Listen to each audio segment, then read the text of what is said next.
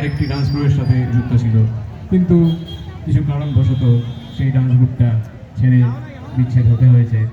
এরপর শঙ্করদা চলে যায় দিল্লি এবং বোম্বেতে নিজেকে ভালো করে ট্রেন করতে, এবং তারপর চলে আসে 2017 সালে নিজের জায়গাতে ফেরত নিয়ে আমাদের এই ম্যাট ক্রু স্থাপনা করেন।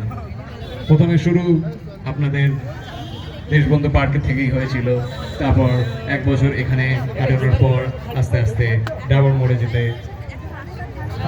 যাওয়া হয়েছে। এখন আমাদের ক্লাস ডাবর মোড়ে বাজারে আছে। আপনারা যদি কেউ ইন্টারেস্টেড থাকেন, কিংবা আপনাদের প্রিয়জনদেরকে শেখাতে কিংবা নিজেদের শিখতে যদি ইন্টারেস্টেড থাকেন, অবশ্যই আমাদের সঙ্গে যোগাযোগ করুন। আপনাদের দায়িত্ব আমরা খুব ভালোভাবে নেব, এবং আপনাদের যে ডান্স শেখার শখ কিংবা শোতে যাওয়ার শখ, সেটা অবশ্যই পূর্ণ হবে। এর পরের গানের জন্য আমি স্টেজে হচ্ছে আরেকবার আমাদের জুনিয়রদের ডেকে নেব। সেটা স্টেজে আসবেন শ্রুতি, অনন্যা, পরিণিকা।